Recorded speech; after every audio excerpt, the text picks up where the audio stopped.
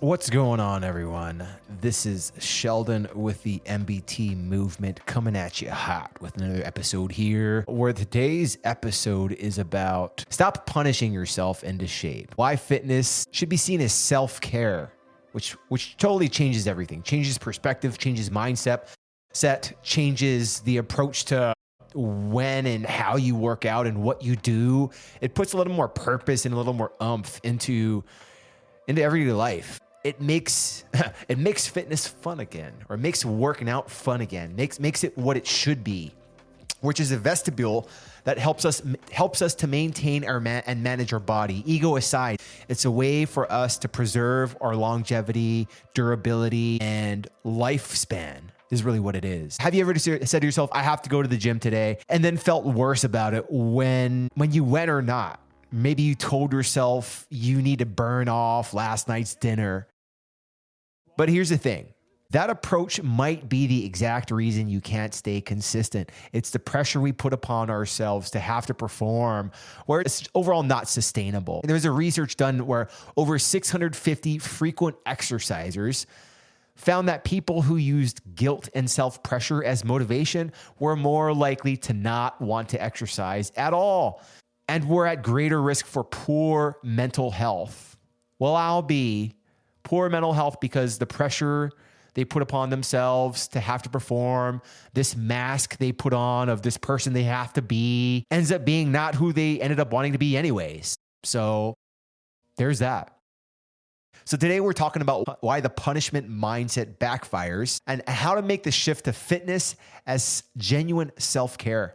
I'm guilty of this. Back in the day, I would work out to get a workout in, right? I would work out because I would have, it's this aesthetic feature of having to look good, lift good, feel good, right? When really that's really not what it should be. It should be, again, like I said earlier on today, a vestibule to help us preserve and maintain our durability, longevity, and lifespan.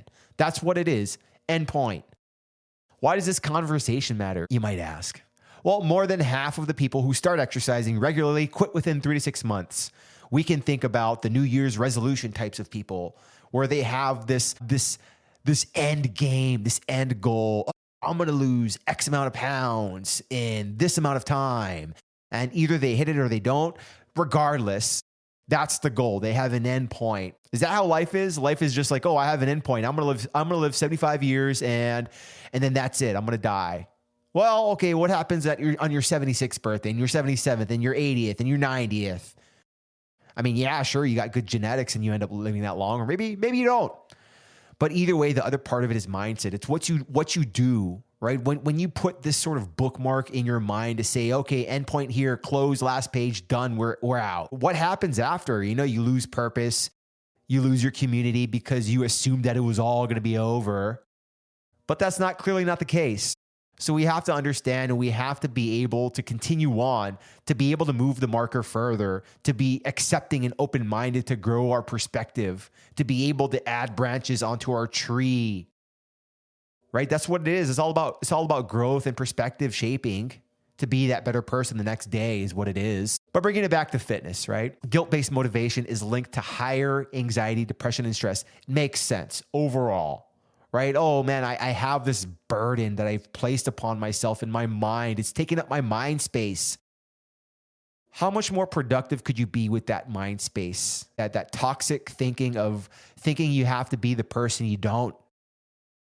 You're put here for a reason, and that reason is for you to be who you're supposed to be, which is who you are, which is what you're doing. So you don't have to have this pressure or this thought or this mindset of saying, oh, I have this expectation to live up to.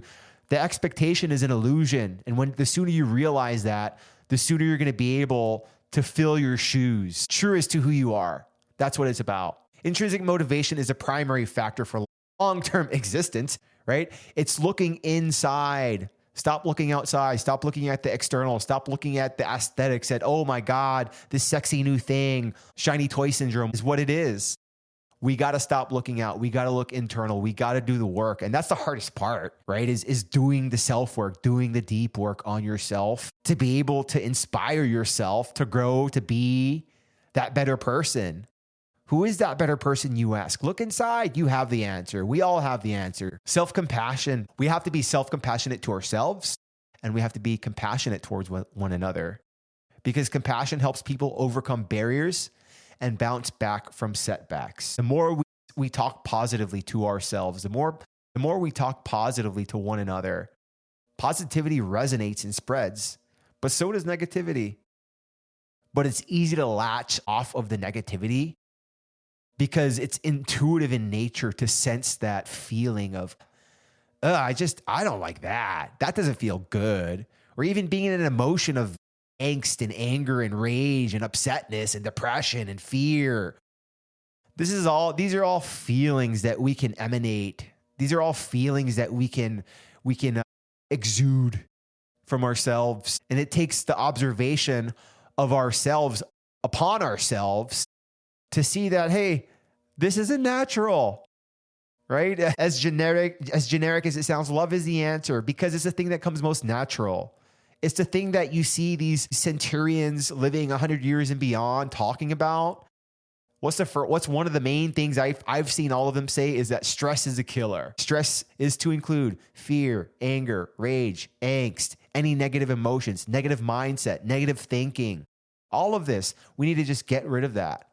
There should be nothing but positivity because positivity grows upon progress. How coincidental. Both words start with P. Positivity and progress.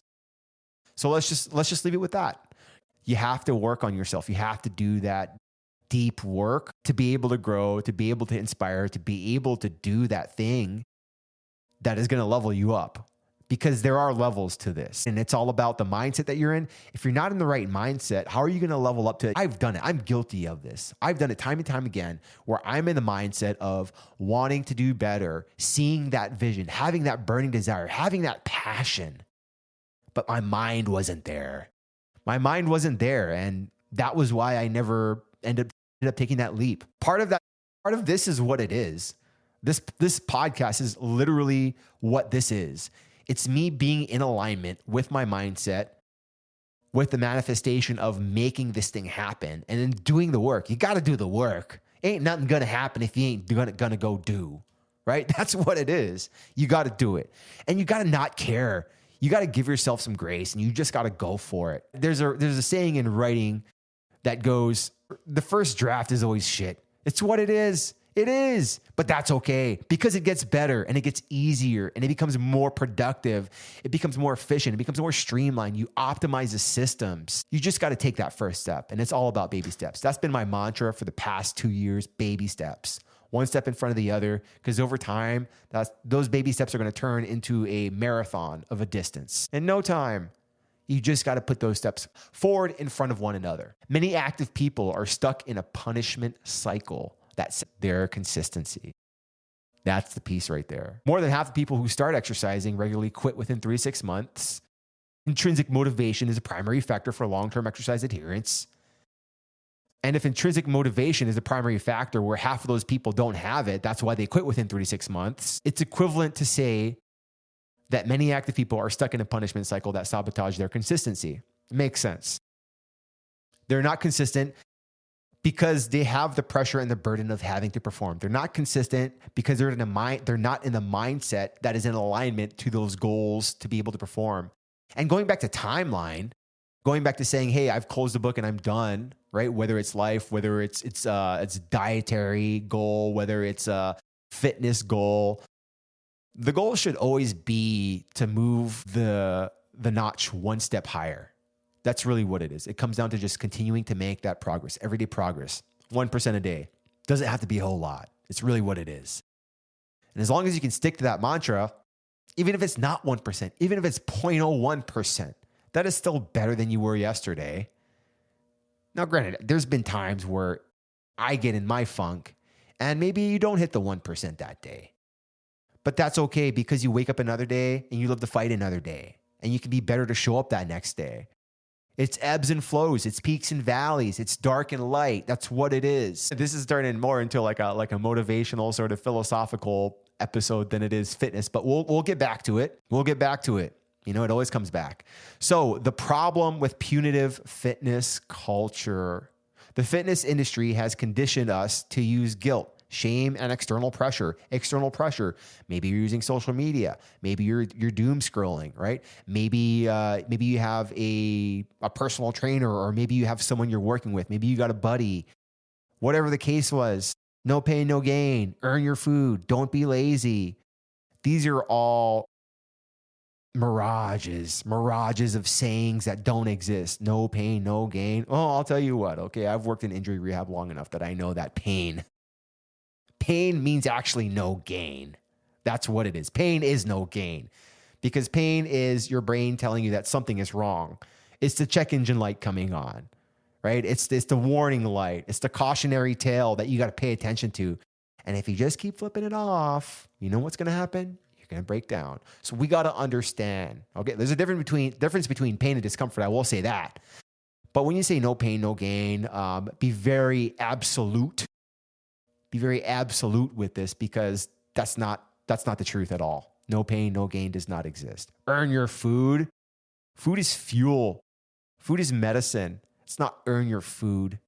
You got to take care. We got to nourish ourselves, nourish our bodies, and the saying of don't be lazy. That's one. Geez, that's one that'll go, right? Don't be lazy. Jesus. I don't even know what to make of that. Don't be lazy. Don't be lazy. Why? You know, it's very subjective. Someone could have worked their ass off and no one saw a lick of work. And then all of a sudden he's taking a break and he's saying, hey, don't be lazy. Oh, geez, really? Okay. I won't even go there. The difference between guilt, which is I did something bad, and shame, which is I am bad, and why both backfire. I did something bad.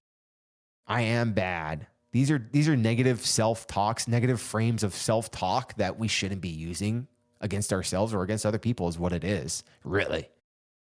When it comes down to it, right? Because again, we shouldn't be negative here. We shouldn't be speaking from a negative frame of mind. We should be helping build each other up. Whether it's building each other up, whether it's building ourselves up, this is all about positivity here. The vicious cycle of missing a workout, feeling guilty, beating yourself up, and associating exercise with negative emotions. This is very similar to psychological eating disorders, bulimia, anorexia. There's a deep psychology to these types of conditions, and I'm not going to undermine them or underplay them, and I'm not trying to speak like a professional to these conditions, but there's definitely a psychological component. And I speak from working in collegiate athletics. I've had student athletes that were having these conditions, and a lot of it was just a body dysmorphia. They have to look a certain way because they have teammates that look a certain way.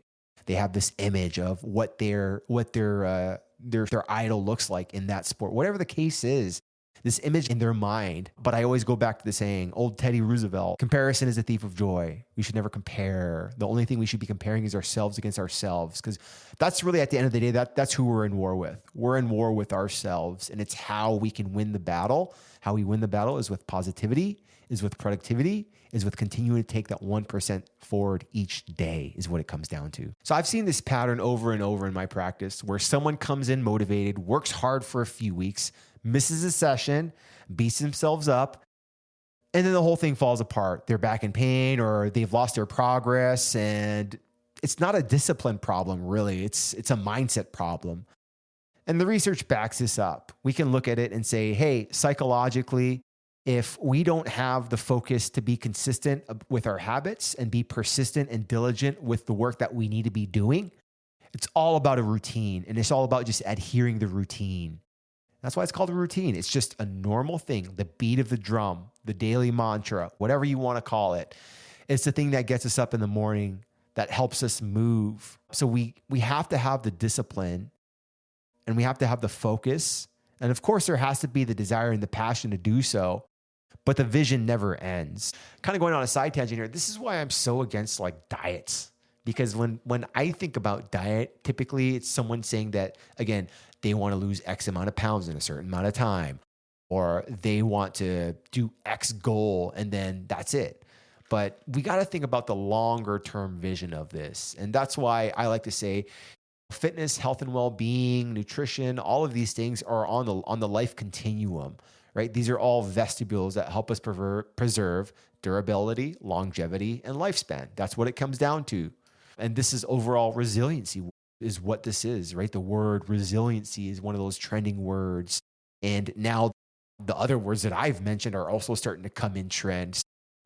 I just like to think that we should be thinking about this in terms of, one, movement. How are we moving? What is the quality of the movement that we're doing? And how much of it are we doing? We don't have to be doing that much straight up. If you're working out 2 hours, 7 days a week, 6, 7 days a week, you're probably overdoing it. I'll be straight up with you. But it comes down to lifestyle factors as well, right? Does your life, like, are you working on a farm where you're doing manual labor all day and you just enjoy working out? I mean, that's a long day, but if you enjoy it, you've probably created some adaptations to get there. But there's those people that feel that they have to be in a certain way, working out a certain amount of time, doing certain things, eating a certain foods. When at the end of the day, it's what works best for you. That's intuitively what you have to come to an understanding of. That is the intrinsic motivator right there. It is a natural, intuitive, innate wisdom that we have within ourselves that we all must follow. So the whole idea of self-determination theory is the difference between autonomous motivation, internal motivation, and controlled motivation, external motivation. This is a self-determination theory, where external motivations, these are things like rewards, punishments, avoiding guilt, can get you started. Oh yeah, I want to get that shiny new thing, or oh gosh, I don't want that to happen to me, or oh, I better do this, or else. I've been there time and time again. I will say that it doesn't last long. It definitely doesn't last long, but it can get you started for sure. Intrinsic motivation. What I found experientially, I've found that when I do have a moment of extrinsic motivation that I end up indulging into, or whatever the case might be, it always comes back to me going back to my intuitive senses, which is the intrinsic motivator. I'm doing a thing for a certain amount of time. I'll speak to this of just recently. I was working a W-2 job, didn't really enjoy it, but I had to do it to provide for my family. Eventually, I got to a point where I had to leave it. Thankfully, I was at a point where I was able to do that, but I had to leave it. It wasn't truly what gave me passion. It didn't give me time to do any of this stuff that I'm doing now. It was soul sucking and draining. Jesus Lord, I hated that job, but I had to do it, and it's kind of like, you reflect back on it and you're like, oh, would you take it back? No, I wouldn't take it back, because I wouldn't be the person I was today had I not gone through that experience. Such is life. So all this to say is that I always come back to intrinsic motivation, and it's always a thing that brings me back full circle. I'll veer away from the path, but I always end up coming back to it, guaranteed. That's why I'm here now, because this is my passion. This is what I truly desire to do. This is what I've talked about for over a decade. It took me a decade to get started on this. I can't believe that. But I'm sure there's people out there that have never committed to their passion or their desires or their intrinsic motivators because of whatever reason. I'm not like speaking to banish them, and I'm not saying, oh, they're terrible people. We all have our innate personalities, personas, characteristics, mindsets, belief system, values. So it's okay if maybe you listening right now, you're in this point where you're listening and you're saying, oh, I've had these things that I wanted to do, but I never took action on them because, maybe you have a little bit more of a conservative approach. That's totally fine. That's okay. The biggest thing here is to never lose your dreams, though. Never forget your dreams, because that is the thing that inspires, that creates inspiration, that leaves hope and light at the end of the tunnel. That is the thing. That is the why. That is the purpose. This is something that comes to me. Why I have to create resistance while I want to create sustainability. Even more so than I want to, I get to. Because I get to is more or less a statement of gratitude. Like, oh my gosh, I am so glad that I get to record this episode and release it to the world. I am so grateful that I get to wake up tomorrow and live another day and have this life, right? It's all about practicing gratitude, because gratitude brings you to that higher vibrational level, right? Not trying to get woo-woo out there or anything, but that's what it is. The quantum vibrations, the quantum heightening of being able to appreciate what you have, whatever that might be, right? It's all about starting with gratitude. So intrinsic motivation is a primary factor influencing long-term adherence to exercise. Bringing it back to exercise, individuals with greater intrinsic motivation exhibit more successful behaviors and higher levels of psychological well-being. This is more or less just getting into alignment. Intrinsic motivation is something that's not going to change, more than likely. I would say for me, it's not ever changed. I've definitely, like I've said, I've veered off the path, but I've always came back to it. The intrinsic motivation is your why. It's your purpose of being here. It's the thing that you must pay attention to because that thing's never going to leave you. And the more you steer away from it is the more you giving into the influences, is the more you giving into the extrinsic motivators, and is the more of you getting out of alignment with your highest being. That's not what it's about, right? You need to pay attention to your intuition, to what your inner voice is saying, and just emanate that and exude that, because that's why you're here. And that's why people will continue to be by your side, is because you're genuine to who you are. Now more than ever, that's all we look for is just genuinity, authenticity, a real one. That's all people look for, especially in this day and age of AI, of technology, of just always being on screens. This is society we live in. We're looking for connection now more than ever. We're looking for humanity, connection, community, and authenticity is what we're looking for. So this is my voice here. This is my voice of me being genuine and authentic. I'm just creating this podcast, this episode, because I am truly passionate about movement. I am truly passionate about helping people. I've helped people time and time again get out of pain, gain mobility, find strategies around managing body type of things, right? Whether it's body work, whether it's injury rehabilitation, whether it's pain management, whether it's understanding exercise, whatever the case might be, that is my jam. So I know this episode hasn't been, the topic here is on point, but we're kind of getting into the woods here. So I want to bring it back. I'm bringing it back to exercise. And the next case in point I'll make here is adherence was associated with motives focused on enjoyment, competency, and social interaction, not fitness or appearance, right? So the reason why, and I would say that's why group fitness is such a popular thing. Like I've seen, what's that thing from back in the day? Not bar. It was even older than that. Jazzercise. That's still around. Jazzercise is still around. I've seen a few of them around still here. I don't know. Maybe I'm just living in an old town. It's still around. And the reason why it's still around is because it has the community aspect, right? Whether it's CrossFit, whether it's group fitness, whether it's HIIT, whether it's boot camp, whatever the case might be, any sort of group environment that you can have a communal type of suffering. And that's why these events are so huge. Like I was just talking with a client and they had mentioned this thing called the High Rocks. Had no idea what it was. Looked it up. Total awesomeness. But it's just this big indoor fitness competition where people work out together. And that's what it is, right? It's about people enjoying company with one another. Where fitness, it would appear that fitness is the main prerogative or the main agenda there. But at the end of the day, you look at the things that all of these things have in common. It's community, right? It's the humanity, and it's the ability to be with one another, to share these experiences is what it comes down to. Post-workout ratings of enjoyment predicted adherence. So the more you enjoyed working out, whether it's a group workout or whatever the case might be, the more you enjoy it, the more adherent you're going to be. The more likely you're going to be to show up the next day to hit that next workout or whatever the case might be.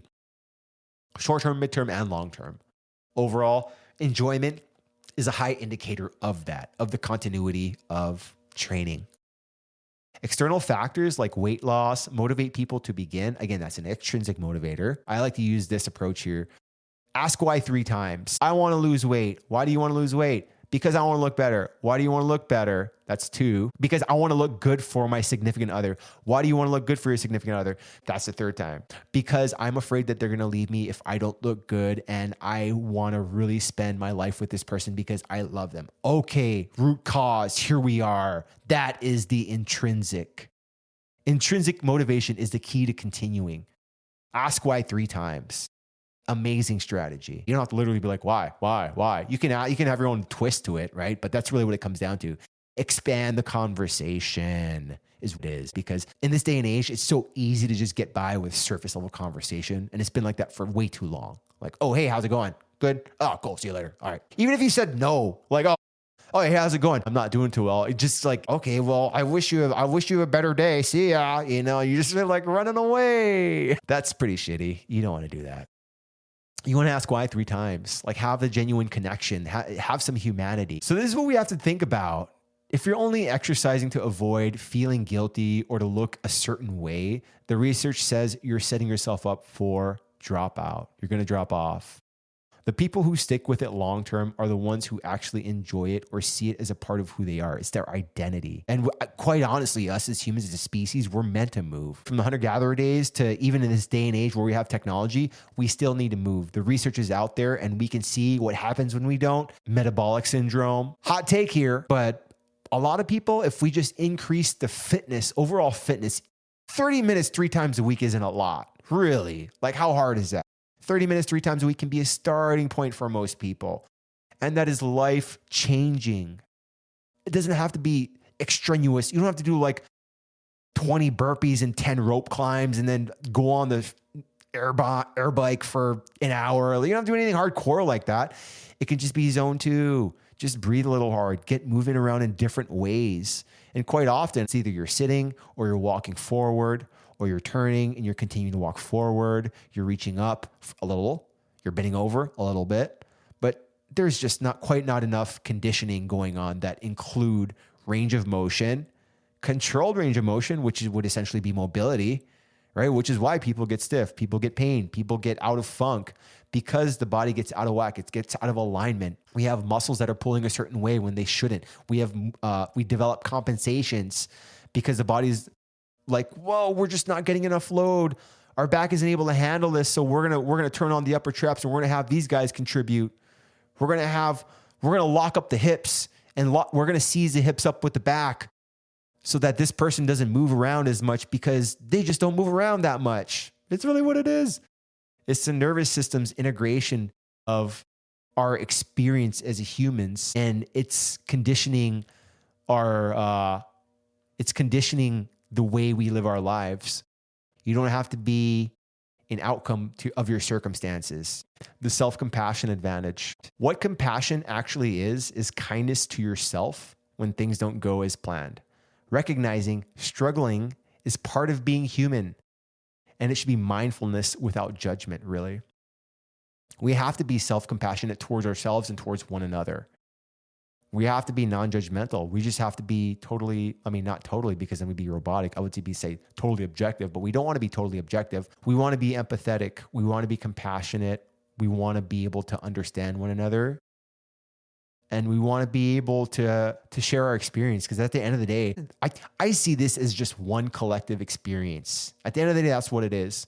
We're all in this experience together, having our own version of what it is. But at the end of the day, the collective experience is just that, is all of this is one. Pretty trippy to think about. Self-compassion improves the barrier to self-efficacy.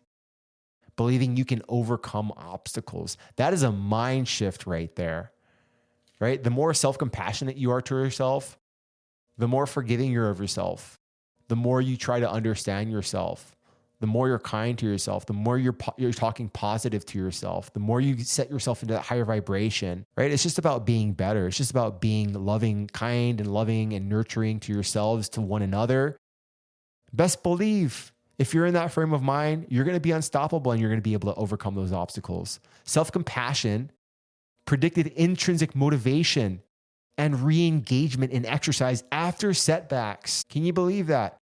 With a positivity can change anything. You can overcome, I just said it, you can overcome any obstacle with self-compassion. And if you're self-compassionate and you've stopped exercising and it's something you want to get back to, the reason why you want to get back to it is because it's your intrinsic motivator. You know deep down inside that you were meant to move and that you truly enjoyed exercising. You truly enjoyed working out, truly enjoyed getting whatever form of movement it is for you.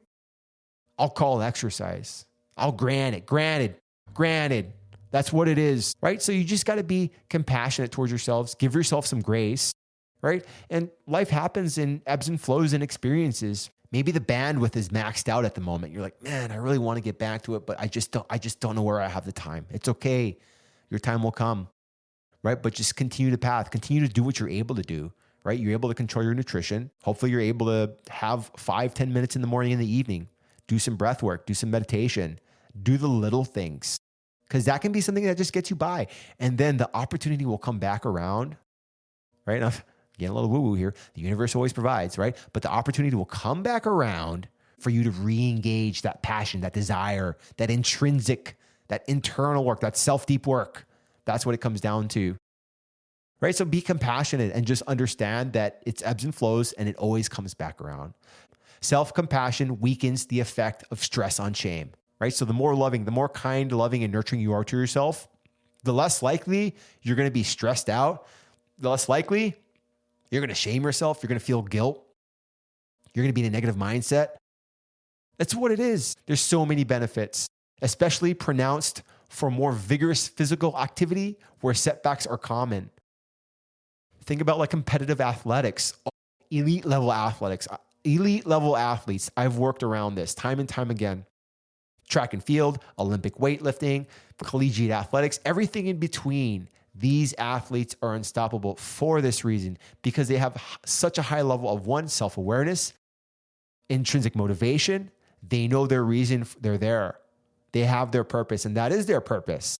And there's nothing that you can say or do to bring them down, for real. That's what it is. They're unstoppable. And it's because, one, they have to perform at the high level, but the reason they perform at the high level is because all of the little things, all of the little steps they've taken to get there, positive mindset, positive framing, self-compassion, loving, nurturing.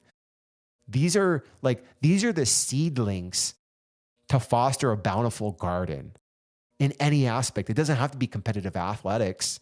It can be anything you do in life. This has carryover too. This connects directly to my work with people coming back from injury, for real. Like if you beat yourself up every time you have a bad day or can't do what you used to do, you're adding a mental barrier on top of the physical. The people who recover well are the ones who can be patient with themselves. They don't try to overtrain. They don't overstimulate themselves. They make sure they're getting enough sleep and nutrition. They check all the little boxes. Especially, I will say, again, just kind of referring back to high-level competitive athletics, whether it's collegiate, whether it was even in a tactical setting where I worked.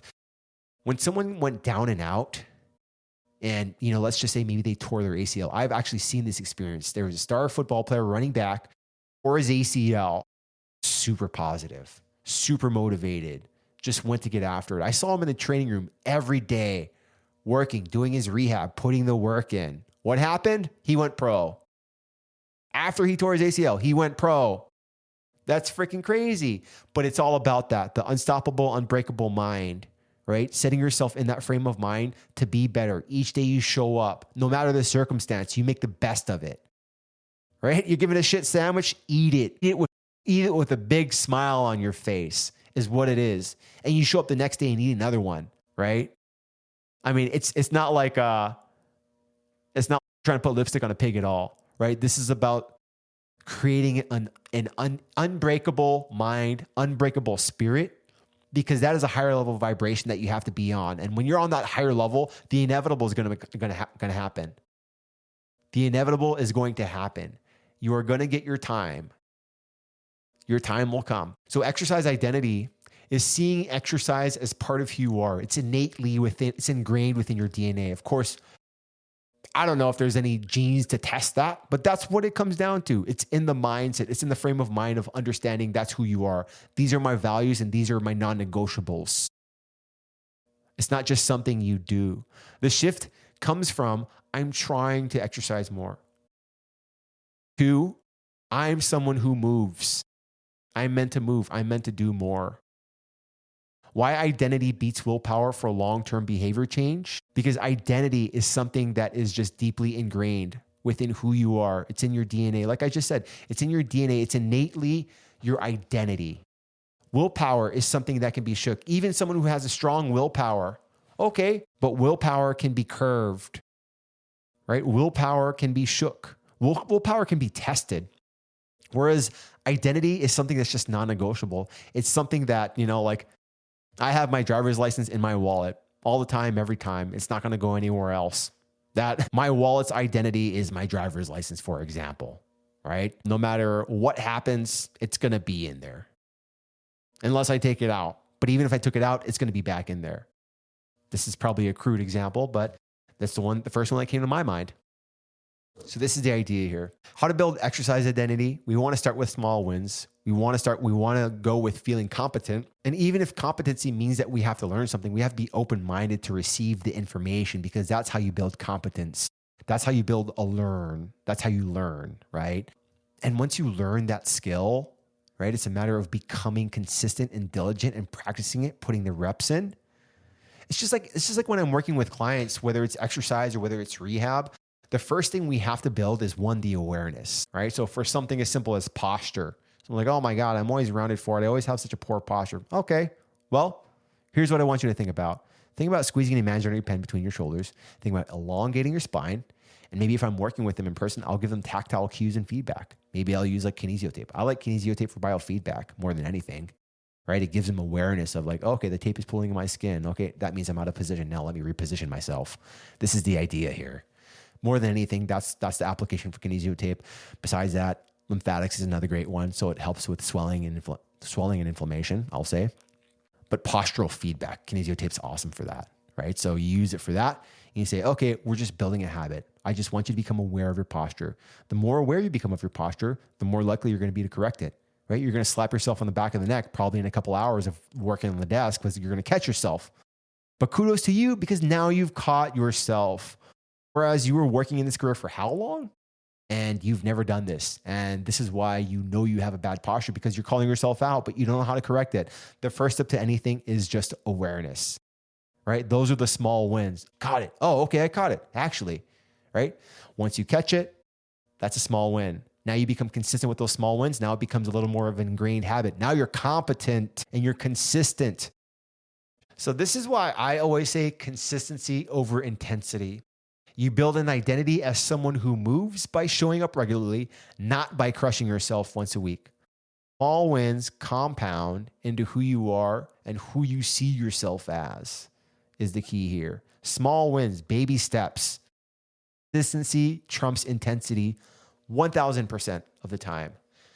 Reason being is you can have a hard workout. You can have a hard week. You can have a hard month, right? But eventually the inevitable happens where it's just like, maybe I'll just take a day off, right? Maybe you're just someone who does hard workouts and you're very consistent. Well, then that's your identity. You're a hard worker, more than likely is what it is what you value, right? Your love language is providing, maybe is what it is. But we can break this down. We can piece it apart, but more oftentimes than not, intensity is something that's built up over time, that was built on the foundation of consistency, consistent habits. You didn't get to that work capacity overnight unless you're genetically gifted, which you're an outlier, right? It's the consistent habit that creates the intensity.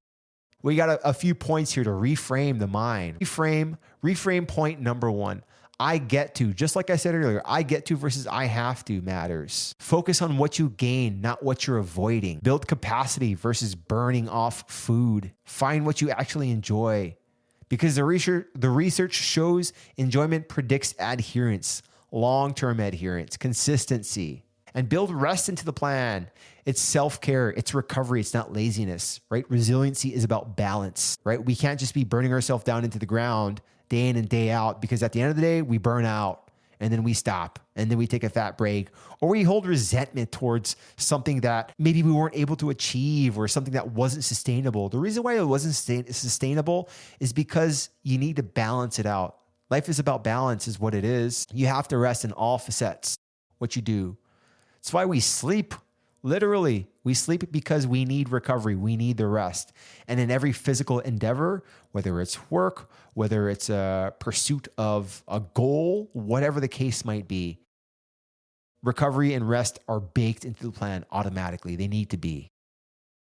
So questions you should ask yourself: what types of movements do I actually enjoy? Reframing your training perspective. What do I truly enjoy? I just thought about this. I had a conversation with there was a contractor that came over. They're doing some work in our house, and there was a younger gentleman that came by, and he saw my garage, and he was like, "Oh wow, you got a garage, and that's pretty cool." oh man, I could never see myself working out at home. The thing that I thought about later, and I do this quite often, is I'll have conversations and I'll process and then I'll reflect on that conversation to approach it a different way. And I'm like, oh man, I should have asked that. Happened this time again.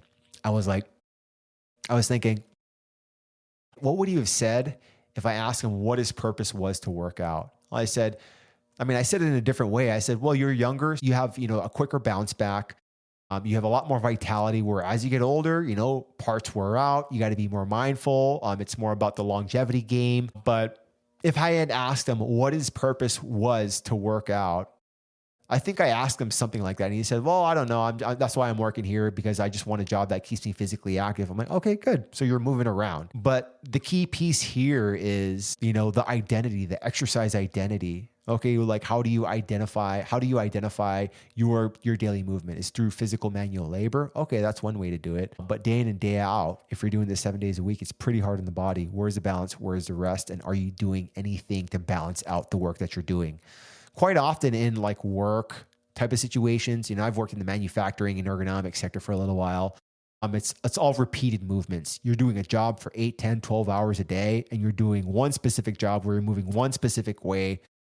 And it's very rigorous and labor intensive and hard on the body, right? I've seen injuries time and time again. And that was the other part of what I did in the ergonomics sector was I did, more or less first aid, OSHA, ergonomics, injury rehabilitation, and musculoskeletal evaluation. More or less a fancy way to say, hey, okay, you got hurt on the job. Come into my office. Let me evaluate you, see what's going on. Okay, you got a little shoulder strain. Here's what I would recommend for you. And then you're on your way. Right. But to another extent is that we got to understand whether it's a job related stressor, even if you're working on a desk, right? You got to think about, okay, how long are you sitting at the desk for? Are you sitting all the time, or do you have a standing option? Are you able to take breaks? I like to say, take micro breaks.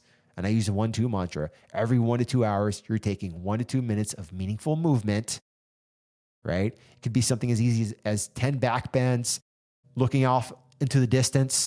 Especially if you're on a screen, look off into the distance, look for the mountains, try to scope a couple birds. That's a big one there, especially if you're on the screen all day. Always on the nearsighted, you got to challenge the farsightedness. Get some daylight if you have it. Besides that, thinking about those repeated motions and doing the opposite of whatever that is going to create more balance and symmetry into your day, into your life. Talking about questions, right? Another question here. What do I feel like I'm the most capable and confident in doing? Reason why this is a great question is because that creates adherence, and it comes back to the self-efficacy part and the competency part. The more confident and capable you feel of doing the thing, the more likely you are to do it, because you don't have to be so like shied away or scared away from it, or saying like, oh, this is Mount Everest. I don't even know. I haven't even taken the first step yet. Go for it. What do you like moving with? What makes it feel like it's less of a chore, right? Does going to the gym feel like a chore to you? Like, oh God, I got here another day. I got to go work out. Oh, find something that keeps you moving. Join a pickleball club, whatever the activity is, find something that keeps you moving. Because again, when I've seen conversations of these centurions that live over 100 years old, part of it is purpose. Part of it is community. The other part of it is movement and exercise. What are you doing? These guys are 100 years old plus, running marathons, doing their thing, and they're totally able-bodied. It's amazing. But the key to this, and the key, even if you look in blue zones, that's the other thing. They found that in every blue zone, they've found similarities, overlapping similarities. The 3 things they include: being physically active, 2, community, 3, purpose. Those are the things that you have to live a long life. That's the answer. So it's pretty interesting. So in closing, the takeaways are: 1, movement is medicine. We know it. Movement is medicine, but only if you're not using it as punishment. And the research is clear. Guilt doesn't create consistency. Enjoyment does. Self-compassion does. Seeing yourself as someone who moves does. So if you've been stuck in the cycle of grinding, falling off, beating yourself up, and starting over, this is your permission to try a different approach. Be forgiving to yourself. Be kind. Give yourself some grace. Your body responds a lot better when you treat it like an ally instead of an enemy. So thanks for tuning in. I appreciate you joining listening to this podcast. If you like it, subscribe to the channel. I'll have the research that I've talked about here within the show notes. So if you're intrigued to see the research I've pulled up and I've mentioned here, find it there. Besides that, thanks again for joining, and I'll see you in the next one.